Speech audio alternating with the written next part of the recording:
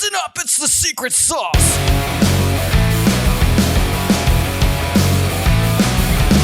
But here's the secret sauce is this. What's one thing that's working well in your business right now that the other owners can kind of implement in their business to help them grow? Without question, big machines. So our equipment mix, I thought my father was crazy because he came up with this and I was like, I just thought he was totally naive whenever we built one. And then we work really close with Hips. I mean, they've done great for us. So when we were giving this list to our dealer, he was like, you guys sure about this? I was like, Dad, are you sure about this? But so we do very minimal small machines. So we'll do like the last store that we did 6 doubles. We did 8 triples. We did 8 60-pounders. And then we did 6 100-pounders.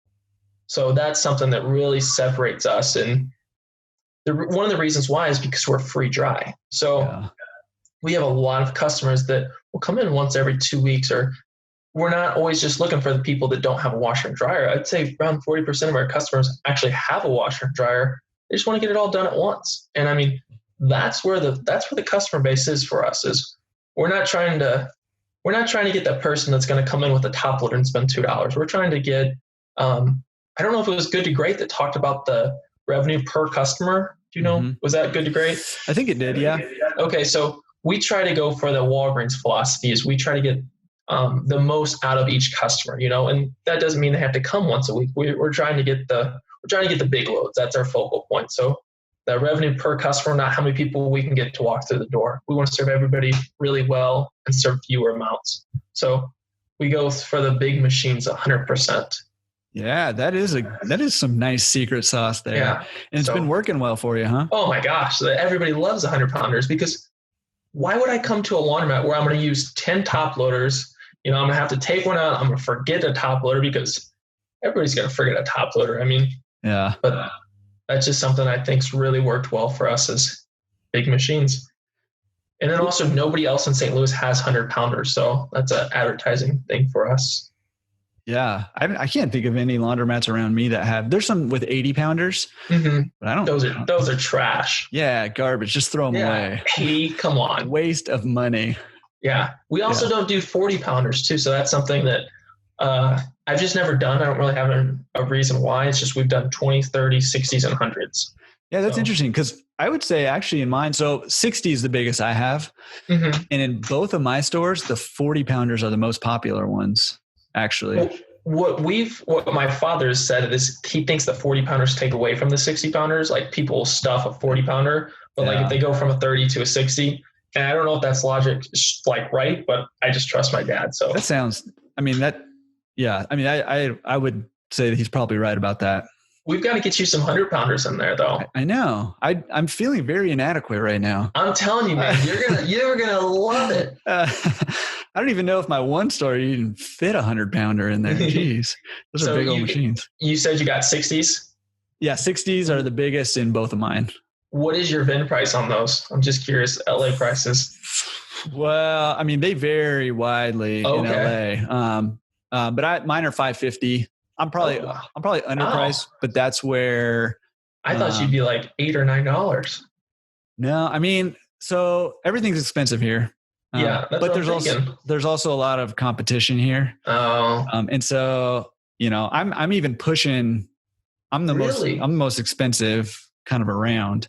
Yeah. So I'm trying to figure out how other people are making money with their charges as well as they do. We're always more expensive than everybody else, and I think our customers know that.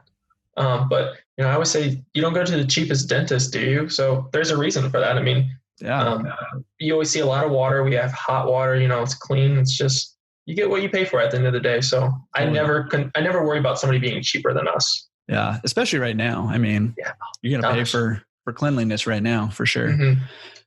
Yeah, we have a store that's like right up the street from one of ours, and at that store, I think that store is actually a little different in bin price. It's $2.25 for a double loader, and they're $1.25 up the street. And I don't know how or why they do that. It makes no money. I mean, you can't make much money off of that.